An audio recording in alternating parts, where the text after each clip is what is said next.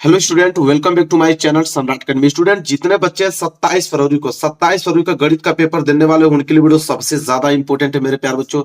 अगर आपको गणित में 70 नंबर चाहिए तो आपको लॉन्ग क्वेश्चन आपको लगाना आना ही पड़ेगा।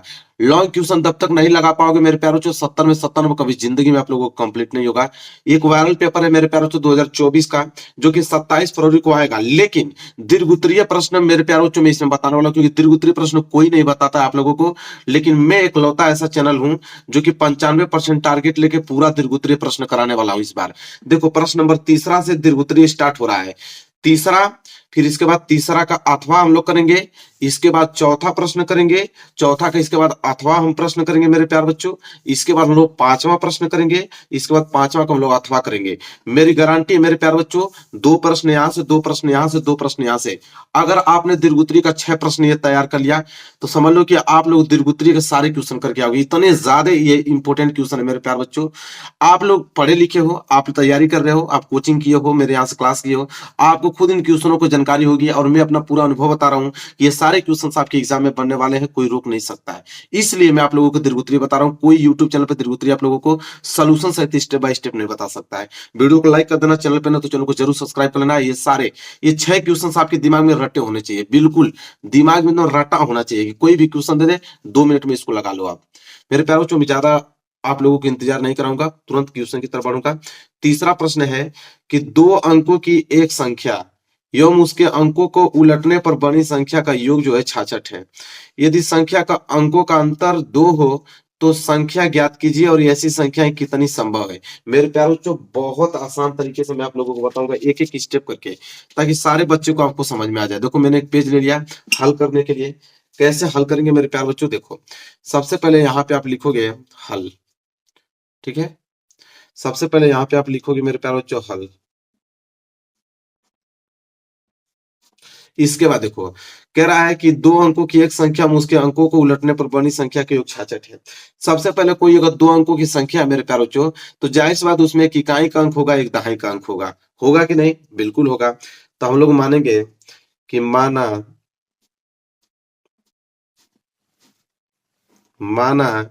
इकाई का अंक, माना इकाई का अंक,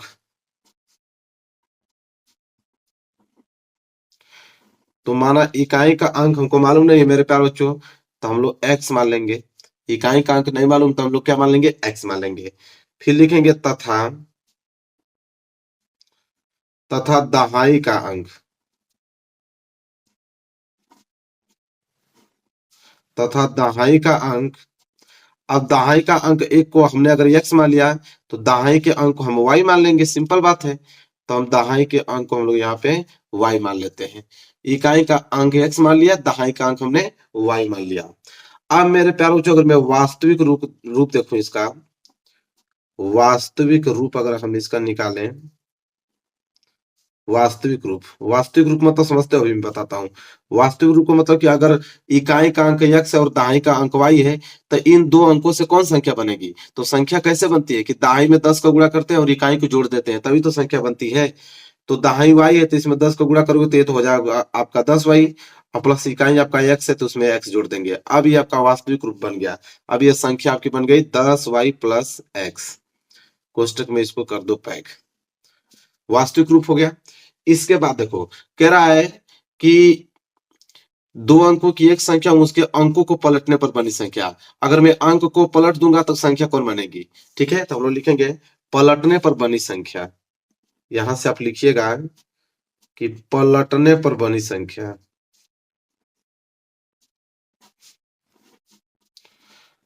पलटने पर बनी संख्या। तो अगर हम अंकों को पलट देंगे तो संख्या क्या बनेगी मेरे प्यारे बच्चों? तो अगर अंकों को पलट देंगे तो इकाई का अंक y हो जाएगा, दहाई का अंक x हो जाएगा। अब दहाई में हम 10 का गुणा करेंगे तो ये हो जाएगा 10x और प्लस y हो जाएगा। अगर अंकों को पलट देंगे तो हमारी संख्या तो यही बनेगी 10x प्लस y। इसको आप कोष्टक में कर दो पैक, ठीक है। यहाँ तक हो गया आपको क्लियर? कोई भी डाउट यहाँ तक 1% है? नहीं। अब प्रथम शर्तानुसार, अब जैसे जैसे बोला होगा, चूंकि हम लिखेंगे प्रथम शर्तानुसार, जिस तरह क्वेश्चन बोलेगा उस तरह समीकरण बनाते चले जाएंगे। तो यहाँ पे आप ब्लैक पेन से लिखोगे प्रथम शर्तानुसार। इसी तरह आपको एग्जाम में करना है, तब जाके आपको पूरा नंबर मिलेगा 6 में 6, नहीं तो फिर नंबर काट लिया जाएगा। अगर आप डायरेक्ट इसको हल करना चालू कर दोगे ना तो नंबर आप लोगों का कट जाएगा, किसी कीमत पे कट जाएगा। ठीक है, आपको स्टेप बाय स्टेप करना है। प्रथम शर्तानुसार क्या बोल रहा है मेरे प्यार बच्चों, कि दो अंकों की एक संख्या उसके अंकों को पलटने पर बनी संख्या की योग 66 है। तो दो अंकों की एक संख्या आपका यह है, अंकों पर पलटने बनी संख्या यह है, दोनों का अगर मैं योग कर दूं तो 66 होगा। तो दोनों को जोड़ दो, सिंपल। तो एक हमारे पास है आपका 10y प्लस x है एक कोष्टक में, इसमें जोड़ दो, अंकों को पलटने पर बनी संख्या क्या है 10x प्लस y। जोड़ने पर इनका योग कितना आ रहा है मेरे प्यारे बच्चों, 66 आ रहा है। जोड़ने पर हमने 66 कर दिया, कोई दिक्कत यहाँ तक नहीं। अब इसको हल करो। अब हल करोगे तो 10y और 1y मिलके हो जाएगा 11y। तो ये तो आपका 11y हो गया, यहाँ पे हमने लिख दिया। और प्लस 10x और 1x मिलके ये भी आपका हो जाएगा 11x। तो ये भी हो गया आपका 11x, और बराबर इधर हो गया आपका 66। अब मेरे प्यारों जो 11 इसमें भी है, 11 इसमें भी है, 11 को कॉमन ले लिया जाए। जब 11 को हम लोग कॉमन ले लेंगे मेरे प्यार बच्चों, तो इधर तो सिर्फ बच जाएगा y, और प्लस इधर बच जाएगा आपका सिर्फ x, और बराबर में इधर बच गया आपका 66। अब क्या करेंगे, तो 11 6 के 66, 6 बार में कट गया, तो इधर बच जाएगा आपका y धन x, और बराबर के बच गया आपका 6। इसे हम लोग मान लेंगे समीकरण पहला। इसे हम लोग कर देते हैं मेरे प्यारे बच्चों कोष्टक में पैक, और ये आपका हो गया समीकरण नंबर पहला हो गया। यहां तक किसी को दिक्कत नहीं। अब द्वितीय शर्तानुसार बोला है मेरे प्यारे बच्चों यहाँ पे कि यदि संख्या के अंकों का अंतर 2 हो, तो संख्या के अंतर का बोला है कि संख्या के अंकों का अंतर 2 हो, तो संख्या के अंकों का अंतर मेरे प्यार बच्चों हम लोग मान लेंगे कि x माइनस वाई, एक संख्या x थी, अगर इसमें से एक संख्या y को घटा दूं तो उसका अंतर आएगा 2। यही बोला है ना, बस काम बन गया मेरे प्यार बच्चों। इससे समीकरण आप दूसरा मान लो, समीकरण पहला आपके पास है, यहाँ समीकरण दूसरा है, बस अब यहाँ पे काम बन जाएगा। समीकरण 1 और समीकरण 2 को जोड़ने पर यहाँ पे लिख दीजिएगा कि समीकरण 1 और प्लस समीकरण 2, समीकरण 1 और समीकरण 2 को जोड़ने पर, चलो जोड़ देते हैं। तो जोड़ोगे तो ये आपका y प्लस एक्स है, इसको हम लोग x प्लस वाई लिख सकते हैं, कोई दिक्कत नहीं है। तो x प्लस वाई बराबर 6, और ये आपके पास है x माइनस वाई बराबर के 2। ठीक है, जोड़ देते हैं। जब जोड़ेंगे मेरे प्यार बच्चों तो प्लस वाई और माइनस वाई कैंसिल हो जाएगा, x x मिलके हो जाएगा आपके पास 2x, और बराबर 6 और 2 मिलके हो जाएगा 8। जब यहाँ से मैं x का वैल्यू निकालूंगा तो x बराबर आ जाएगा 8 बटे के 2। जब कटा देंगे तो x बराबर 2 चौक को 8, 4 बार में कट जाएगा, और x का वैल्यू कितना आ जाएगा 4। जब x का वैल्यू 4 आ गया तब x का मान समीकरण पहला में रख दो, काम बन जाएगा, या समीकरण दूसरा में रखोगे तभी काम बन जाएगा। तो यहाँ पे आपको लिखना पड़ेगा मेरे प्यारे बच्चों कि x का मान, यहाँ पे लिखेंगे कि x का मान समीकरण पहला में रखने पर, x का मान समीकरण पहला में रखने पर, दूसरा में रखोगे तभी भी आंसर आप लोगों को सेम ही मिलने वाला है, कोई यहाँ पे आंसर में फर्क नहीं पड़ेगा। ठीक है, रखने पर अब समीकरण 1 का मान, अरे समीकरण x का मान समीकरण 1 में रखने पर, अब समीकरण 1 हमारे पास है क्या, x धन y बराबर के 6 है, तो x बराबर 4, तो x हम लोग 4 लिखेंगे, अब प्लस y बराबर के 6, तो यहाँ से y बराबर क्या हो जाएगा मेरे प्यार बच्चे 6, प्लस 4 उधर जाएगा तो माइनस के 4, अब y बराबर 6 में से 4 गया तो 2, तो y बराबर 2 आ गया, और x बराबर 4 आ गया। बस अब हो गया मेरे प्यार बच्चों। तो यहाँ पे पहली संख्या जो होगी मेरे प्यार बच्चों, संख्या ही पूछा था ना कि ऐसी कितनी संख्या संभव है, तो पहली संख्या हमने माना था मेरे प्यार बच्चों क्या, तो वो संख्या हमारी वास्तविक संख्या क्या थी, 10y प्लस x था, यही था। ठीक है, और इधर आप इस तरह लिख दीजिएगा दूसरी संख्या, अंकों को पलटने पर एक संख्या बनी थी ना, तो यहाँ पे लिख दीजिएगा उसका नाम दूसरी संख्या। दूसरी संख्या क्या था मेरे प्यार बच्चों, दूसरी संख्या था जब अंकों को पलटे थे तो 10x धन y, यही था। बस अब दोनों संख्या निकल जाएगा, तो हो जाएगा आपका 10 गुणे y का वैल्यू कितना आया है 2, और धन x का वैल्यू कितना आ गया 4, तो ये जाएगा 10 दूनी के 20, 20 4 24, तो एक संख्या तो कितनी आ गई 24, और एक संख्या कितनी हो जाएगी 10 गुणे x का वैल्यू कितना है 4, और धन y का वैल्यू कितना है 2, तो 10 चौको 40, 2 42, एक संख्या कितनी आ जाएगी? 42 आ जाएगी। तो ऐसी कितनी संख्या संभव है? 2 संख्या, एक आपका 24 है और दूसरा आपका 42 है। यह हुआ आंसर। इस तरह लिखोगे तब जाके आपको 6 में 6 नंबर एग्जामिनर आपको देगा मेरे प्यारे बच्चों। समझ में आ गया आप लोगों को? कोई भी डाउट, 1% डाउट नहीं होगा। चलिए आगे बढ़ेंगे, दूसरा प्रश्न देखेंगे। यह प्रश्न क्लियर हो गया ना मेरे प्यारे बच्चों? एक बार, 2 बार, 3 बार, जितना बार होगा इसको रिवाइज करके जाना, मैं आपको बता रहा हूं, जितना भी हो सके। ठीक है। अब अथवा देखो, अथवा वाला प्रश्न, इस प्रश्न को कैसे लगाएंगे कि 5 वर्ष पूर्व नूरी की आयु सोनू की आयु की 3 गुनी थी। 10 वर्ष पश्चात नूरी की आयु सोनू की आयु की 2 गुनी हो जाएगी। नूरी और सोनू की आयु कितनी है मेरे प्यारे बच्चों? ये पूछा है। कितने नंबर का? 6 नंबर का प्रश्न है। अब आप समझ सकते हो मेरे प्यारे बच्चों। अब इसको कैसे लगाएंगे देखो, इसके लिए मुझे एक पेज लेना पड़ेगा, मैं लेता हूं। चलो मैंने पेज ले लिया। आप देखो कैसे इसको हल करेंगे। तो यहाँ पे ब्लैक पेन से लिखेंगे हल। ठीक है, हमने लिखा हल। अब देखो, बोला है मेरे प्यारे बच्चों, हल दिख रहा है।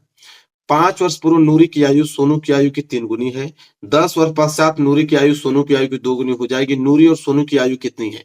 और नूरी और सोनू की आयु मालूम नहीं है, उसी को तो हमें मानना है। तो हम लोग लिखेंगे कि माना नूरी की वर्तमान आयु। यहाँ पे आपको लिखना पड़ेगा। एग्जामिनर तभी नंबर देगा, मैं आपको बता रहा हूँ, रियलिटी बता रहा हूँ। ठीक है, इसी तरह जिस प्रकार बता रहा हूँ सेम उसी प्रकार पे हल करना कॉपी में। माना नूरी की वर्तमान आयु, माना नूरी की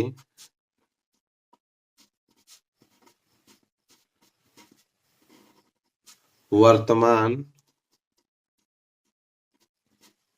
आयु। तो माना नूरी की वर्तमान आयु मेरे प्यारे बच्चों x वर्ष है, x वर्ष। ठीक है, यहां तक क्लियर है। तथा सोनू की वर्तमान आयु, तो यहां लिखेंगे तथा सोनू, तथा सोनू की वर्तमान आयु। ठीक है, एक को हमने x मान लिया, इसको हम लोग क्या मान लेंगे? y मान लेंगे, सिंपल। तो सोनू की वर्तमान आयु को हम लोग मान लेंगे y वर्ष। ठीक है, y वर्ष मान लेंगे। ठीक, दोनों हो गया ना? नूरी की वर्तमान आयु x, सोनू की वर्तमान आयु। ठीक है, अब मेरे प्यारे बच्चों देखो, बोला है 5 वर्ष पूर्व नूरी की आयु सोनू की आयु की 3 गुनी थी। तो अब हम लोग लिखेंगे 5 वर्ष पूर्व। क्या लिखेंगे? 5 वर्ष पूर्व नूरी की आयु, 5 वर्ष पूर्व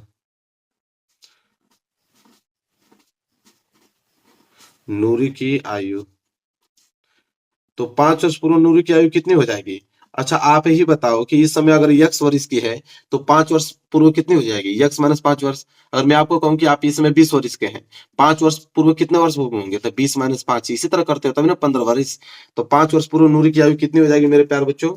तो हो जाएगी आपकी x माइनस 5, मतलब वर्तमान में से 5 वर्ष घटा देंगे तो x माइनस 5 वर्ष की हो जाएगी। ठीक है, इसी तरह 5 वर्ष पूर्व हम लोग सोनू की आयु भी निकालेंगे। तो यहां लिख लीजिएगा 5 वर्ष पूर्व सोनू, 5 वर्ष पूर्व सोनू की आयु बराबर, यहाँ पे अपने से फिलअप कर लीजिएगा। ठीक है, तो 5 वर्ष पूर्व जो सोनू की आयु होगी हो जाएगी y माइनस 5 वर्ष। क्लियर है यहां तक? चलो अब यहाँ पे प्रथम शर्तानुसार बस जैसे जैसे बोलेगा वैसे वैसे आप समीकरण बनाते जाना। ठीक है, और आंसर आपके सामने निकल कर आ जाएगा। मैथ बहुत ज्यादा आसान है, बस एक बार आप प्रैक्टिस करके जाना इन क्वेश्चनों को। इसके बाद देखना एक प्रश्न छोड़ के आप एग्जाम में नहीं आओगे। प्रथम शर्तानुसार, अब मेरे प्यारे बच्चों क्या बोला है प्रथम शर्तानुसार? अब देखो, बोला है यहाँ पे कि 5 वर्ष पूर्व नूरी की आयु सोनू की आयु की 3 गुनी थी। अब 5 वर्ष पूर्व नूरी की जो आयु है, नूरी की आयु कितनी है? x minus 5। तो 5 वर्ष पूर्व नूरी की आयु सोनू की आयु की है, सोनू की आयु कितनी है? y माइनस 5 वर्ष। इसकी आयु की 3 गुनी है, 3 गुनी का मतलब इसमें 3 का आप गुणा कर दो, बात खत्म। इसके बाद बराबर कर दो, हो गया। 5 वर्ष पूर्व नूरी की आयु सोनू की आयु की 3 गुनी है, बात खत्म। जैसे बोला वैसे हमने कर दिया। अब देखो क्या हो जाएगा, ये हो जाएगा x माइनस के 5 बराबर 3 को गुणा जब y में करोगे तो ये हो जाएगा 3y और माइनस 5 15। ठीक है, अब क्या करोगे मेरे प्यारे बच्चों, इधर हो गया आपका x प्लस 3y, इधर आ जाएगा तो ये हो जाएगा माइनस के 3y, बराबर इधर बच गया आपका माइनस के 15, और माइनस के 5 उधर जाएगा तो प्लस के 5। अब ये हो जाएगा यहाँ पे x माइनस 3y बराबर माइनस 15 प्लस 5, माइनस के कितना हो जाएगा 10, माइनस के हो गया 10। अब ये हो गया समीकरण नंबर पहला है आपका, ये हो गया आपका समीकरण नंबर पहला, हमने इसका नाम दे दिया समीकरण नंबर पहला। ठीक है, अब द्वितीय शर्तानुसार यहाँ पे एडिंग डालोगे, द्वितीय शर्तानुसार इसी तरह एग्जाम में कीजिएगा, फिर देखिए कैसे आपका नंबर आता है। ठीक है, मैथ में देखता हूँ कौन फेल कर देगा आपको, कोई नहीं। बस हाँ, बस आप रेगुलर रहो मेरे स्टूडेंट, जो प्रश्न बता रहा हूँ उसको बस याद कर लो।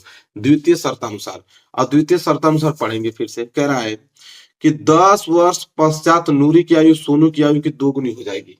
10 वर्ष पश्चात, अब फिर उसी तरह जैसे ये लिखे हैं इसी तरह 10 वर्ष पश्चात लिखना पड़ेगा हमें। तो हम लोग लिखेंगे कि 10 वर्ष बाद, यहाँ पे अगली हेडिंग हमारी रहेगी 10 वर्ष बाद नूरी की आयु, 10 वर्ष बाद नूरी की आयु। अब मेरे प्यारे बच्चों बताओ, वर्तमान में वो x वर्ष की थी, तो 10 वर्ष बाद क्या होगा, x प्लस 10 वर्ष होगा, और क्या होगा x प्लस 10 वर्ष होगा। ये तो सिंपल है। इसी तरह 10 वर्ष बाद सोनू की आयु, तो यहाँ पे लिख लीजिएगा 10 वर्ष बाद, यहाँ पे नाम रहेगा सोनू, इसके बाद की आयु अपने से लिख लीजिएगा। तो 10 वर्ष बाद सोनू की आयु, तो प्रेजेंट टाइम में वो y वर्ष का है, तो 10 वर्ष बाद कितना हो जाएगा y प्लस 10 वर्ष, हो गया बस। अब मेरे प्यारे बच्चों देखो क्या बोला था प्रश्न में कि 10 वर्ष पश्चात नूरी की आयु सोनू की आयु की 2 गुनी हो जाएगी, बस वही काम करना है। नूरी की आयु, नूरी की आयु हमारे पास क्या है x प्लस 10, और सोनू की आयु हमारे पास क्या है y प्लस 10, और इसकी 2 गुनी हो जाएगी, मतलब 2 का गुणा कर दो इसमें, इसके बाद बराबर कर दो, सिंपल। ठीक है, अब मेरे प्यारे बच्चों ये हो जाएगा यहाँ पे x प्लस के 10 बराबर 2 को गुणा y में करोगे तो 2y, और प्लस 10 दूनी के 20।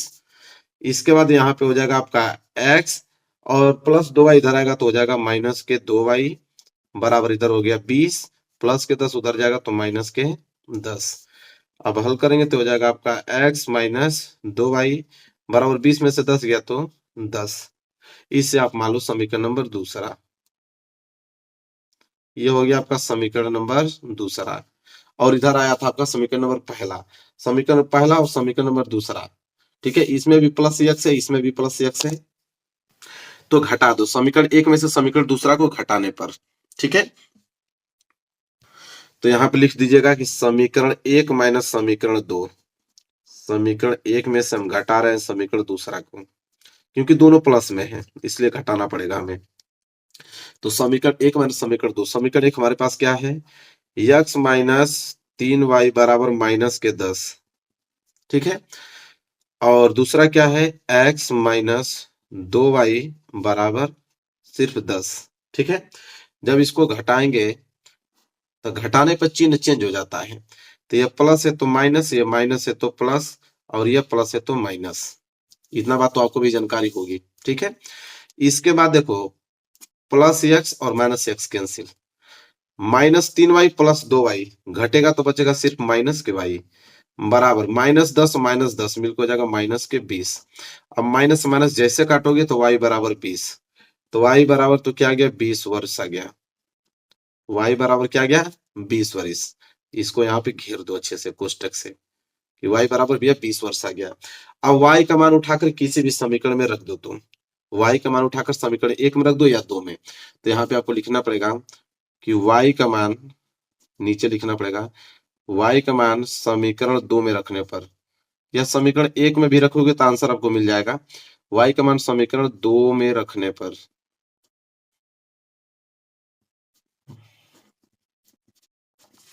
तो y का मान समीकरण दो में रखने पर, अब समीकरण दो में हमारे पास क्या है x माइनस 2y और बराबर के क्या है 10।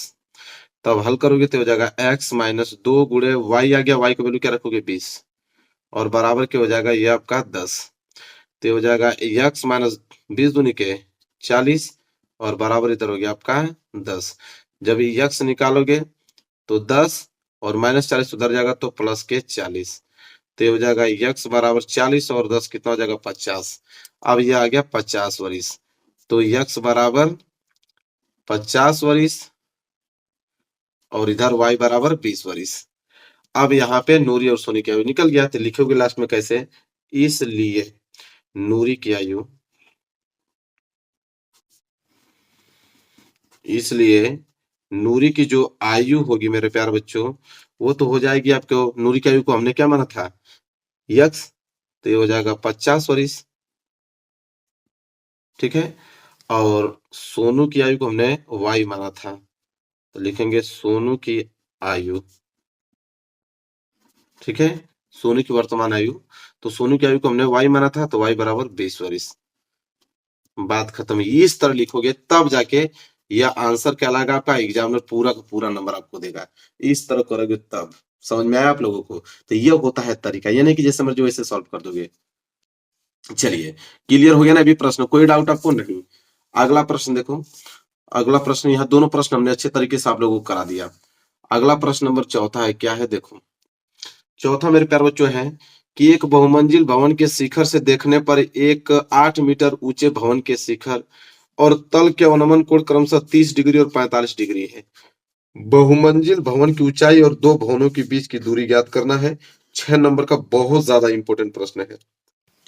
चलिए, अब देखिए हमें क्या करना पड़ेगा, एक चित्र बनाना पड़ेगा, तभी समझ में आएगा। अब चित्र आपको एग्जाम में भी बनाना है कि एक बहुमंजिल भवन के शिखर से देखने पर एक 8 मीटर ऊंचे भवन के शिखर और तल के अवनमन कोण 30 और 45 डिग्री है। देखो कहना क्या चाह रहा है, मैं यहाँ पे चित्र बनाता हूँ।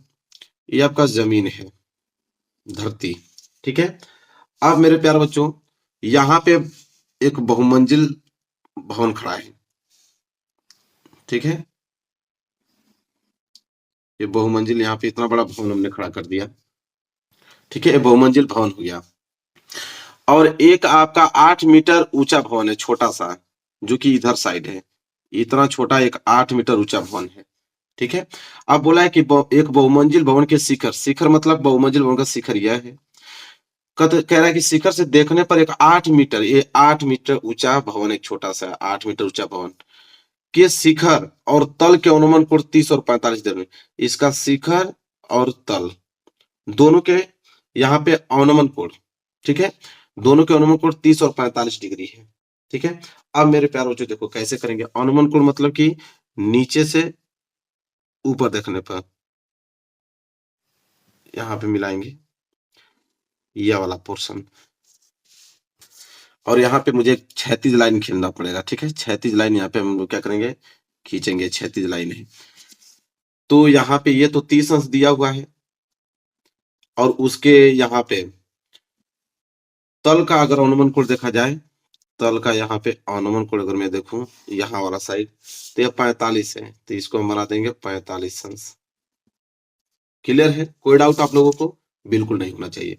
तो ये 30 अंश कर दिया हमने, ये 45 अंश कर दिया, कोई दिक्कत नहीं। अब नामकरण थोड़ा कर देते हैं।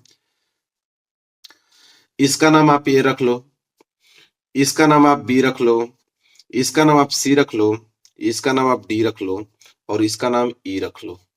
यहां तक कोई दिक्कत आपको नहीं होना चाहिए, बिल्कुल नहीं होना चाहिए। अगर यह 8 मीटर है तो यह भी आपको हम लोग कर देंगे 8 मीटर। कर देंगे कि नहीं? बिल्कुल। अगर इतना 8 मीटर है तो भी हो जाएगा आपका 8 मीटर। यह हमको ईडी नहीं मालूम तो ईडी को हम लोग एच मान लेते हैं। क्या मान लेते हैं? एच मीटर मान लेते हैं, ठीक है। यहां तक कोई दिक्कत नहीं। इसको हम लोग क्या करेंगे मेरे प्यारे बच्चों, ये वाली जो दूरी है इसको हम यक्स मान लेते हैं। मालूम नहीं तो हम लोग यक्स मान लेंगे। जब यह यक्स हो जाएगा तो यहां से लेके ये भी क्या हो जाएगा, यक्स हो जाएगा, ठीक है। यहां तक अभी कोई चित्र में दिक्कत है? कोई दिक्कत नहीं। जिस तरह बोला उस तरह हमने क्या किया, बिल्कुल बना दिया। ये फिगर आप लोगों को बनके हो गया मेरे प्यारे बच्चों, बिल्कुल तैयार। अब हमें करना पड़ेगा सिर्फ हल। कैसे करेंगे देखो, एक बहुमंजिल भवन के शिखर से देखने पर 8 मीटर ऊंचे भवन के शिखर और तल के अनुमान कोण 30-45 है। बहुमंजिल भवन की ऊंचाई और दो भवनों के बीच की दूरी ज्ञात कीजिए। तो बहुमंजिल भवन की ऊंचाई मतलब ये पूरा ईसी ज्ञात करने के लिए बोला है कि ईसी ज्ञात करो, और दो भवनों के बीच की दूरी मतलब बीसी की दूरी ज्ञात करो, यही बोला है, ठीक है। कैसे हल करेंगे मेरे प्यारे बच्चों, देखो ये तो फिगर हो गया। मैं फिगर को करता हूँ साइड, और एक पेज हमने ले लिया नया से, ठीक है। आप देखो कैसे हल करेंगे। अब यहाँ पे त्रिभुज ईडीए में देखो, त्रिभुज ई डी ए, ये वाला त्रिभुज दिख रहा है ईडीए। ईडीए में मेरे प्यारे बच्चों अब हम लोग लगाएंगे, ईडीए में हम लोग लगाएंगे लंब बटे आधार। ये लंब दिया हुआ है, आधार है, और लंब बटे आधार होता है टेन थीटा में। ठीक है, अब चित्र देख लिए ना ईडीए। अब लिखेंगे हम लोग यहाँ पे कि त्रिभुज ई डी ए में, अब त्रिभुज ईडीए में मेरे प्यारे बच्चों लंब बटे आधार लगाएंगे। ठीक है, तो लंब हमारे पास क्या है, ईडी, और आधार हमारे पास है एडी। तो यहाँ पे हो जाएगा ईडीए में लंब हमारे पास ईडी और आधार हमारे पास था एडी, तो ईडी बटे एडी बराबर हो जाएगा टेन थीटा। और थीटा का वैल्यू कितना अंश रखेंगे, 30 अंश, क्योंकि उस त्रिभुज में 30 अंश ही है। देखो 30 अंश, तो थीटा के जो हमने रखा 30 अंश। अब ईडी का वैल्यू था हमारे पास यच, देखो ईडी का वैल्यू है यच और एडी का वैल्यू है एक्स।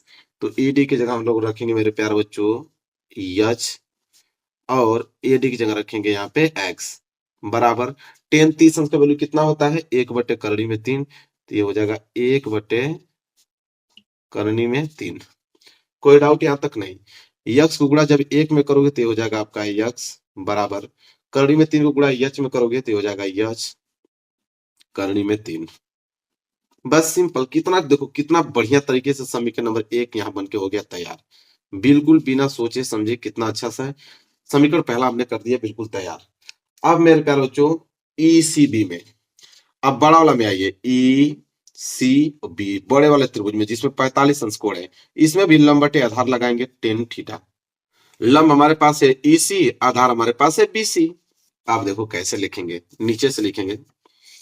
अब यहाँ पे लिखेंगे त्रिभुज ईसीबी में, त्रिभुज ई सी बी में, अब त्रिभुज ईसीबी में लंब था हमारे पास ईसी, अभी हमने दिखाया, और आधार हमारे पास क्या है बीसी, अभी हमने दिखाया। वो हो जाएगा टेन 45 अंश के, क्योंकि उसमें 45 अंश ही था, तो टेन 45 अंश के बराबर। अभी हमने आपको बताया कि ईसी का वैल्यू क्या होगा, ई और सी का वैल्यू क्या होगा, यच धन 8, यच दूरी और ये 8, यही तो ईसी होगा। तो ईसी बराबर यच धन 8 और बीसी का वैल्यू कितना है यक्स। तो ईसी की जगह तो हम लोग रखेंगे यच धन 8 और बटे में बीसी की वैल्यू कितना था, यक्स था, तो यक्स, और टेन 45 अंश का वैल्यू होता है 1। ठीक है, अब इसे हल करेंगे तो यच प्लस 8 बराबर यक्स गुणा 1 में होगा तो हो जाएगा यक्स। ठीक है, अब ये हो गया मेरे प्यारे बच्चों समीकरण नंबर दूसरा। लो भाई कितना बढ़िया से तैयार हो गया, ये हो गया समीकरण नंबर दूसरा। ठीक है, यहां तक कोई डाउट नहीं। अब क्या करोगे हम कि इसी समीकरण में यच प्लस 8 बराबर यक्स, यक्स की जगह हम क्या रख सकते हैं, तो यक्स की जगह हम यच प्लस 3 रख सकते हैं। अरे यच करड़ी में 3 रख सकते हैं, बिल्कुल, तो यक्स की जगह हमने रख लिया यच करड़ी में 3। अब यहां से देखो क्या करेंगे हम, 8 को इस साइड रहने दो, बराबर यच करड़ी में 3, और यह प्लस यच उधर जाएगा तो माइनस के क्या हो जाएगा यच, तो हो गया 8 बराबर, इन दोनों में यच कॉमन ले लो, यच कॉमन ले लोगे तो इधर बच जाएगा करड़ी में 3 और माइनस यहाँ बच जाएगा 1। ठीक है, बचेगा कि नहीं, बिल्कुल 100% बचेगा। अब इसको बटे में लेके आओ, तो यच 8 और ये आएगा करड़ी में 3 माइनस 1 बटे में, तो करड़ी में 3 और माइनस 1 बराबर इधर हो जाएगा आपका एच। अब मेरे प्यारों एच बराबर इतना आ गया। अब इसका हम करेंगे परिमेयकरण, तो परिमेयकरण क्या होता है, 8 बटे करड़ी में 3 माइनस 1। ठीक है, परिमेयकरण का मतलब गुणा कर दो, इसका चिन्ह चेंज कर कर, करड़ी में 3 प्लस 1 और बटे में करड़ी में 3 प्लस 1, ये परिमेयकरण करना जानते हो ना आप लोग, और बराबर इधर बच गया आपका एच।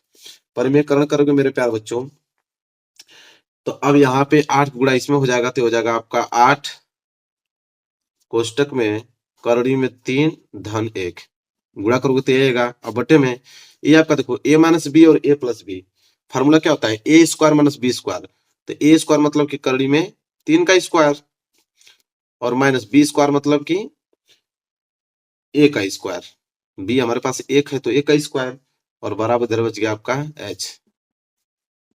ठीक है, अब क्या होगा यहाँ पे कि 8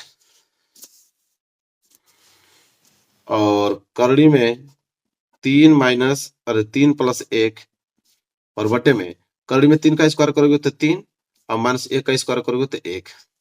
अब ये हो जाएगा आपका 8 करड़ी में 3 धन 1 और बटे में 3 में से 1 जाएगा तो 2, घटा दो, 2 चौक को 8, 4 बार में कट जाएगा तो हो जाएगा 4 कोष्टक में करड़ी में 3 धन 1 बराबर यच। हो गया कि नहीं? बस देखो यच का भी वैल्यू आ गया। अब मेरे प्यारे बच्चों देखो, अब हम निकालेंगे बहुमंजिल भवन की ऊंचाई। ठीक है, तो लिखेंगे इसलिए बहुमंजिल भवन की ऊंचाई, क्योंकि सारा वैल्यू निकल गया। अब यहाँ पे लिखना है लास्ट में बहुमंजिल भवन की ऊंचाई, बहुमंजिल भवन की ऊंचाई। तो बहुमंजिल भवन की ऊंचाई क्या था मेरे प्यारे बच्चों? तो देखो चित्र दिखाता हूं। बहुमंजिल भवन की ऊंचाई था यच प्लस 8, यही तो था। तो बहुमंजिल भवन की ऊंचाई यच धन 8 था और यच का वैल्यू अभी निकला है। यच का वैल्यू कितना निकला अभी दिखाता हूँ। यच का वैल्यू निकला है 4 करड़ी में 3 प्लस 1, ये हो जाएगा यच का वैल्यू 4 कोष्टक में करड़ी में 3 धन 1 और प्लस के 8। अब यहाँ पे क्या किया जाएगा मेरे प्यारे बच्चों? तो गुणा कर दो, 4 को गुणा जब करड़ी में 3 में करोगे तो हो जाएगा 4 करड़ी में 3 और प्लस 4 को गुणा 1 में करोगे तो 4 और प्लस से हो जाएगा 12 से 8 तो हो जाएगा 4 करड़ी में 3, 8 4 कितना होता है 12। ठीक है, अब मेरे प्यारों चीज को हम ऐसे लिख सकते हैं, 12 को आगे लिख लो और प्लस 4 करड़ी में 3 को पीछे लिख दो और इतना मीटर लिख दो। ये हो गया बहुमंजिल भवन की ऊंचाई। इतना ज्यादा इंपॉर्टेंट है मेरे प्यारे बच्चों, क्वेश्चन समझ लो, इतना ज्यादा इंपॉर्टेंट कोई यूट्यूब चैनल पे आपको नहीं बताएगा इस तरह से।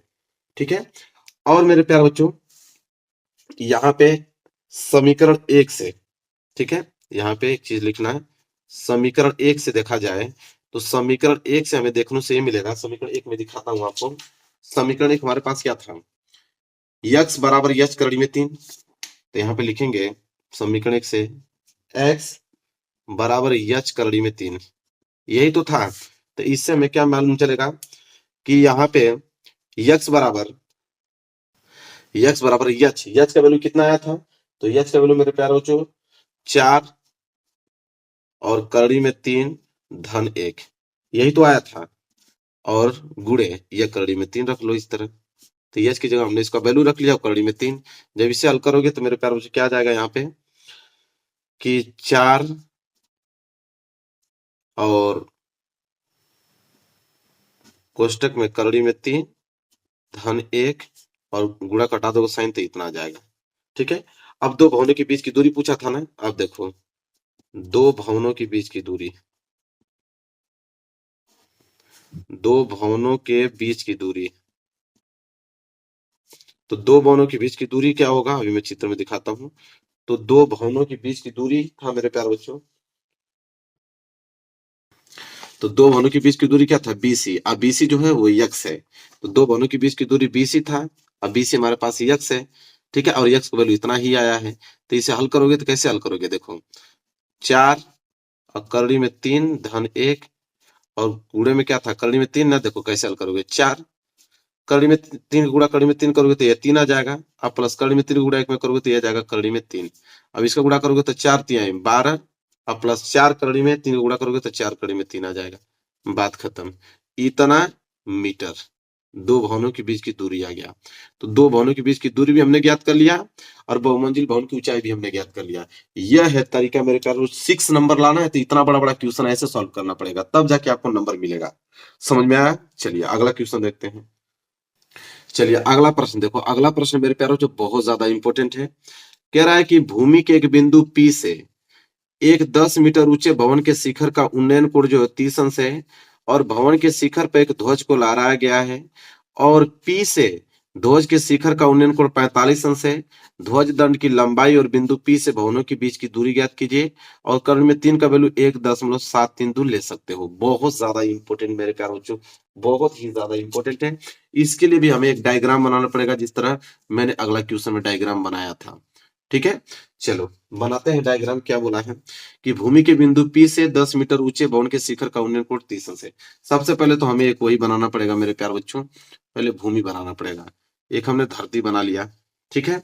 अब मेरे प्यारे बच्चों बोला है कि भूमि के एक बिंदु P से एक 10 मीटर ऊंचे भवन के शिखर का, तो एक 10 मीटर ऊंचा भवन बनाएंगे। तो इधर हम 10 मीटर एक ऊंचा भवन बना देते हैं। लो भाई, ये 10 मीटर ऊंचा एक भवन हमने बना दिया। अब देखो क्या बोला है कि भूमि के बिंदु P से, मान लेते हैं वो बिंदु P जो है यहाँ पे है, इस ये बिंदु P हमने मान लिया। तो बिंदु P से 10 मीटर ऊंचा भवन, ये जो भवन है मेरे प्यारे बच्चों कितना मीटर है, 10 मीटर ऊंचा भवन है। तो 10 मीटर ऊंचे भवन के शिखर का उन्नयन कोण 30 अंश है। तो यहाँ पे लिखेंगे उन्नयन कोण, ये उन्नयन कोण हो गया 30 अंश। तो ये हो गया आपका 30 अंश उन्नयन कोण है। इसके बाद बोला है कि भवन के शिखर पर एक ध्वज लहराया गया है। तो भवन का शिखर यह है, इस पे ध्वज लहराया गया है, मतलब एक झंडा लहराया गया है। चलो भाई हम एक झंडा लहरा देते हैं। देखो ये हो गया झंडा, हमने लहरा दिया। ठीक है, ये झंडा हमने लहरा दिया। इसका नाम हमने, इसका पॉइंट ए नाम रख दिया, इसका हमने क्यू नाम रख दिया। ठीक है, फिर बोला है कि ध्वज को लहराया गया है और पी से ध्वज के शिखर का उन्नयन कोण 45 सेंस है। तो पी से ध्वज के शिखर का उन्नयन कोण, तो यह वाला शिखर, इसका ध्वज वाला यह होगा यहां तक 45 अंश, मतलब यह वाला यहां से लेकर यहां तक जो पोर्शन है वो 45 डिग्री है। ठीक है, क्लियर है यहाँ तक। फिर बोला है कि ध्वज दंड की लंबाई, मतलब ए क्यू की लंबाई बताओ और बिंदु P से भवन की दूरी ज्ञात करो। मतलब P से ये भवन की दूरी, इस पॉइंट को हम भी मान लेते हैं, मतलब PB की दूरी ज्ञात करो। ठीक है, अब देखो ये आपका थीटा है, थीटा के सामने वाली भुजा लंब होती है, तो ये पूरा का पूरा जो भी भुजा होगी लंब कहलाएगी। ये 90 अंश है तो 90 के सामने वाली भुजा कड़ कहलाती है, तो पूरा का पूरा जो भुजा होगा कड़ कहलाएगा, और वो जो बचेगा ये पूरा का पूरा क्या कहलाएगा, आधार कहलाएगा। तो चित्र बन के हो गया तैयार। अब हमको करना है सिर्फ सॉल्व। ठीक है, चित्र को करता हूं मैं साइड, एक अलग से पेज लेता हूं और इसके बाद सॉल्यूशन करता हूं। चलिए अब मेरे प्यारे बच्चों इसको सॉल्व कैसे करेंगे। पहली बात तो ध्वज दंड की लंबाई पूछा है। ठीक है, तो जो जो चीज पूछा है पहले उसको लिख लेंगे। क्या पूछा है यहाँ पे लिख देंगे, ध्वज दंड की लंबाई।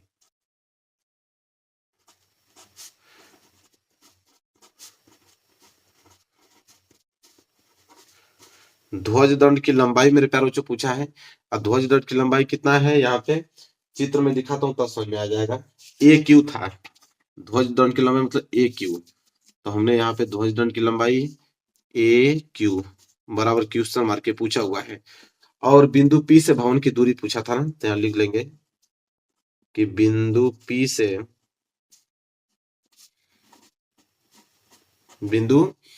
से भवन की दूरी,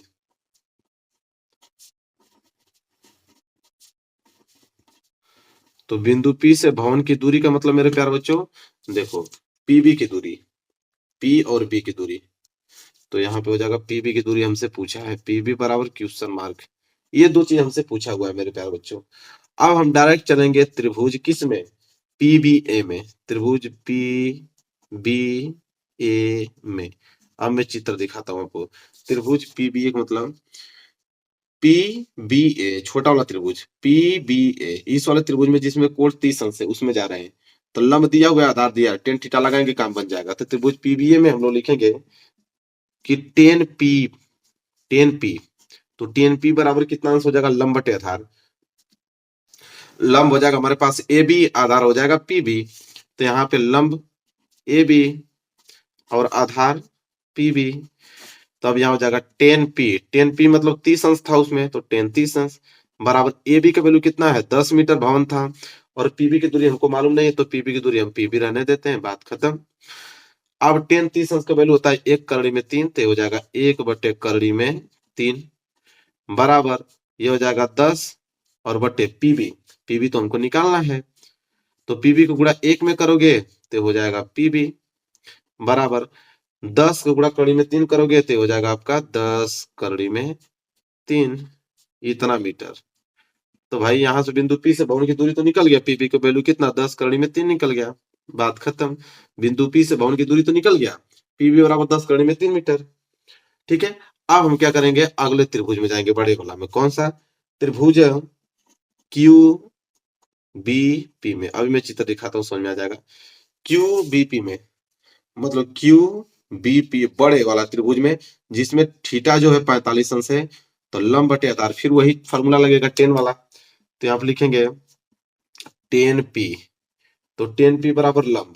ठीक है, तो लंब इस बार पूरा होगा, ये क्यू और बी पूरा ले रहा हूं ना, तो क्यू बी हमारे पास लंब हो जाएगा, तो हो जाएगा क्यू बी बटे में आधार वही आपका रहेगा पीबी, नीचे आधार तो वही है आपका, तो 10p। तो इस बार 10p का वैल्यू 45 अंश लेंगे, क्योंकि बड़े वाला त्रिभुज में 45 अंश है, बराबर क्यूबी। ठीक है, क्यूबी को हम लोग क्या लिख सकते हैं, पूरा क्यूबी जो है उसको हम लिख सकते हैं Q A plus A B. तो क्यूबी को हम लिख देंगे Q A plus Q B, और क्यूबी कह रहा हूं ए बी, और बट्टे में तो आपका पीबी ऐसा ही रहेगा।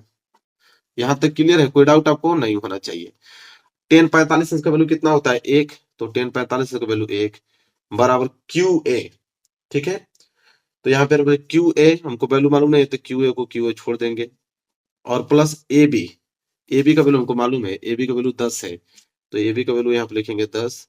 अब पीबी का वैल्यू अभी जस्ट में निकाला हूँ 10 कड़ी में 3, तो हो जाएगा 10 कड़ी में 3। अब मेरे प्यारे बच्चों 10 कड़ी में 3 का गुणा 1 में होगा, तो 10 कड़ी में 3 हो जाएगा इस साइड, और बराबर इधर हो जाएगा आपका क्यू ए और प्लस में 10।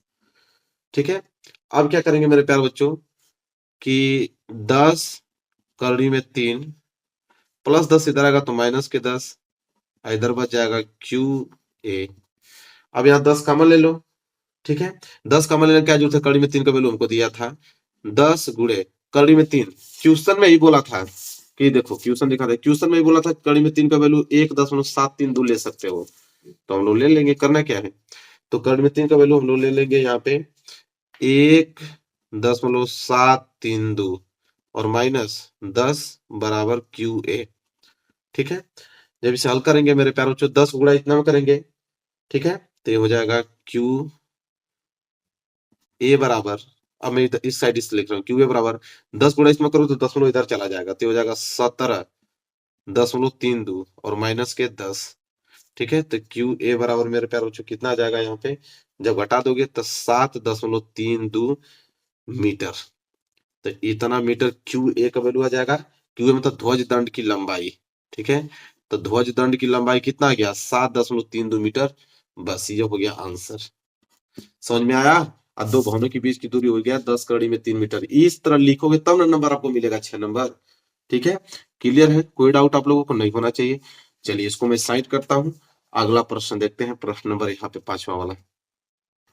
चलिए मेरे प्यारों, 5वां प्रश्न देखो क्या है कि एक बर्तन एक उल्टे शंकु के आकार का है, इसकी लंबाई 8 सेंटीमीटर है, और इसके ऊपर ही जो खुला हुआ भाग है उसके सिरे की त्रिज्या 5 सेंटीमीटर है। यह ऊपर तक पानी से भरा हुआ है। जब इस बर्तन में शीशे की कुछ गोलियां, जिनमें प्रत्येक 0.5 सेंटीमीटर त्रिज्या वाला एक गोला है, डाली जाती है, तो इसमें से भरे हुए पानी का 1/4 भाग बाहर निकल जाता है। बर्तन में पानी डाली गई शीशे की गोलियों की संख्या ज्ञात कीजिए। प्रश्न इतना ज्यादा इंपॉर्टेंट है कि लाजवाब प्रश्न है मेरे प्यारे बच्चों, बहुत इंपॉर्टेंट प्रश्न है। कैसे लगाएंगे देखो, इसको मैं यहाँ करता हूँ। ठीक है, एक पेज ले लेता हूँ। ठीक है, अब देखो, एक बर्तन एक उल्टे शंकु के आकार का है, मुझे एक चित्र बनाना पड़ेगा। उल्टे शंकु का मतलब इस तरह का है।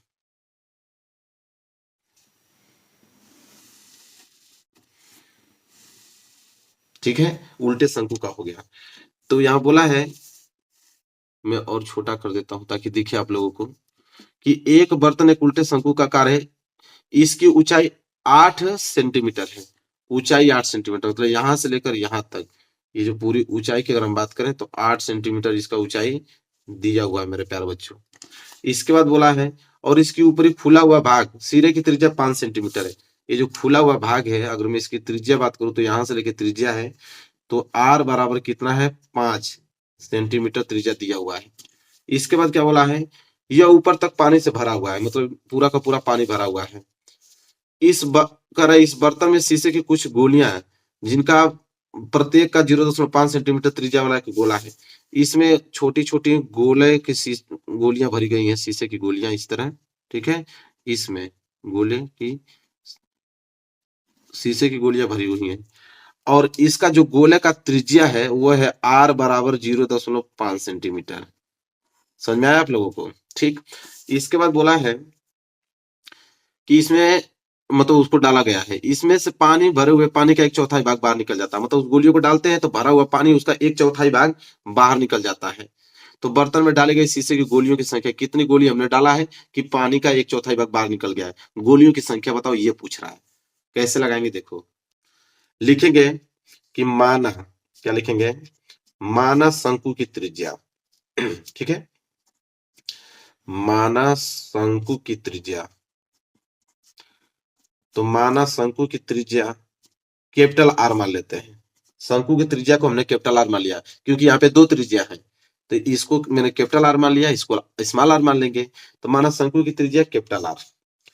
तब गोले की त्रिज्या भी दिया है, तो लिखेंगे तब गोले की त्रिज्या, इसको स्मॉल आर मान लेंगे, क्या करना है, तब गोले की त्रिज्या, तो एक को हमने कैपिटल आर मान लिया, तो गोले की त्रिज्या को हम लोग स्मॉल आर मान लेंगे, बात खत्म, ठीक है। अब लिखेंगे कि शीशों की जो गोली डाले गया है शीशे वाला, हमको तो उसकी संख्या मालूम है नहीं, तो वही मानेंगे। लिखेंगे कि माना शीशे की,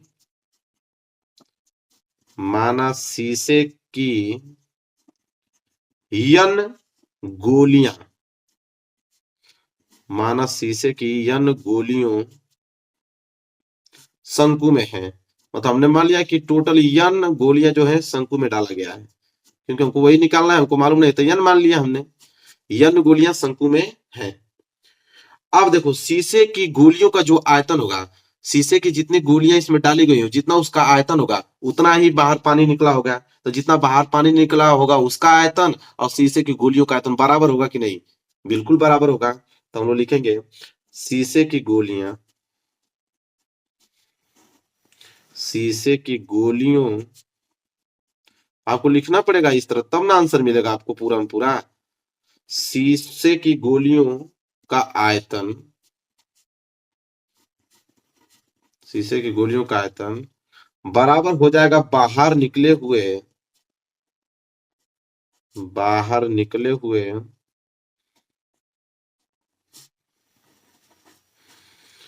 बाहर निकले हुए पानी का आयतन,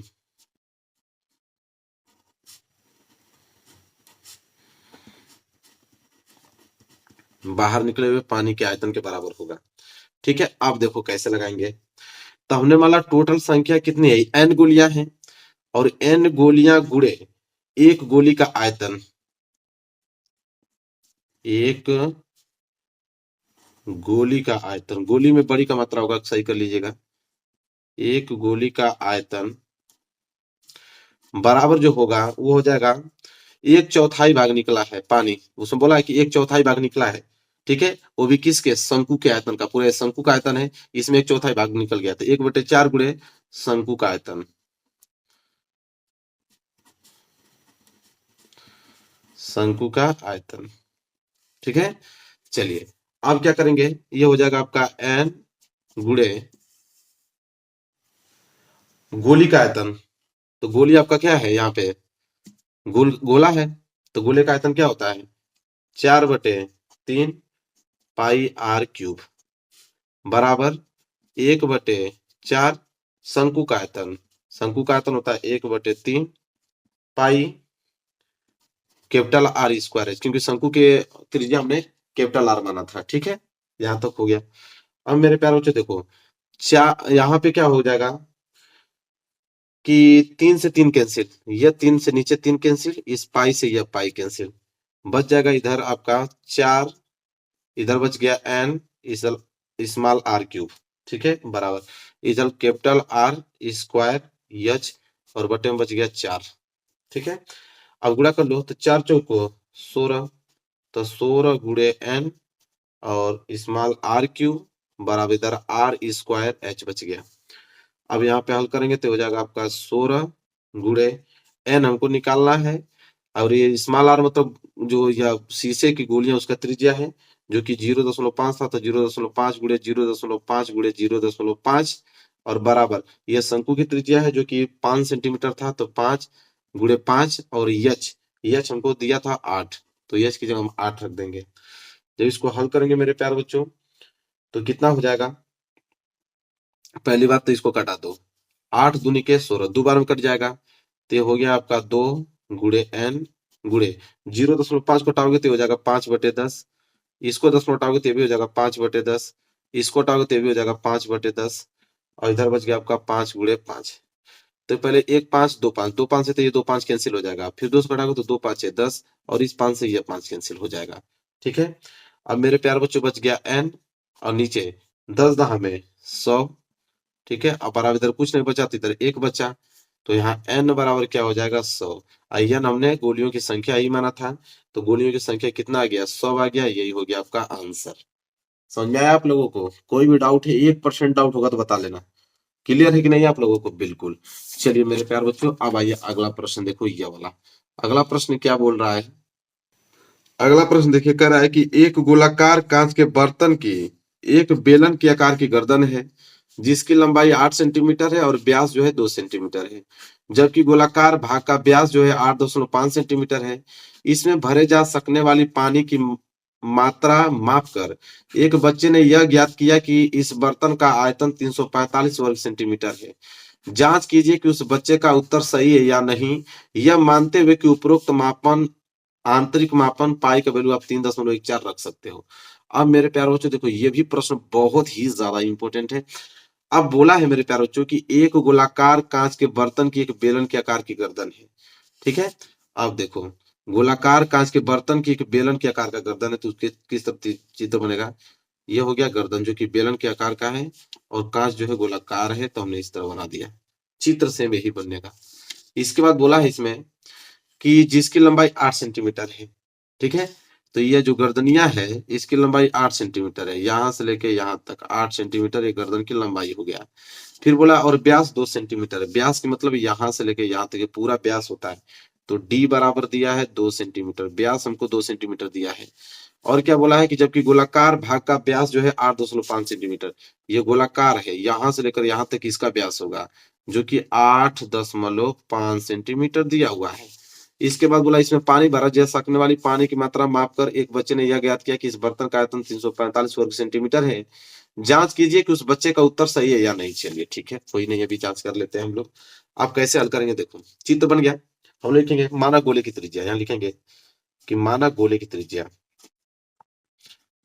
माना गोले की त्रिज्या। तो गोले की त्रिज्या को हम लोग कैपिटल आर मान लेते हैं जो कि दिया है कितना 8.5। ठीक है, तो ये तो व्यास दिया है ना, ये तो व्यास है ना 8.5, हमें तो त्रिज्या ज्ञात करना है। तो त्रिज्या जो होती है व्यास की आधी होती है, तो इसको आधा करना पड़ेगा ना, तो आधा करोगे तो आ जाएगा 4.25 सेंटीमीटर, बात खत्म। ठीक है, तो गोले की त्रिज्या हमने ज्ञात कर लिया। ठीक है, इसके बाद क्या ज्ञात करेंगे हम, माना बेलन की त्रिज्या, माना बेलन की त्रिज्या, इसका भी हमें व्यास दिया, इसका भी हम त्रिज्या ज्ञात करेंगे। तो माना बेलन की त्रिज्या, दोनों का तो व्यास ही दिया था ना, तो माना बेलन की त्रिज्या को स्मॉल आर। ठीक है, अब स्मॉल आर व्यास इसका कितना है 2, त्रिज्या आधा करेंगे तो 2/2 हो जाएगा, त्रिज्या इसका आ गया 1 सेंटीमीटर। यहाँ तक क्लियर है। अब मेरे प्यारों जो कुल आयतन पूछा है, कुल पहले हम आयतन निकालेंगे कि पूरा आयतन कितना है। तो कुल आयतन कैसे होगा, एक तो यहाँ पे गोले का आयतन और प्लस इस बेलन का आयतन, तभी तो पूरा आयतन निकलेगा। तो कुल आयतन कैसे निकलेगा, गोले का आयतन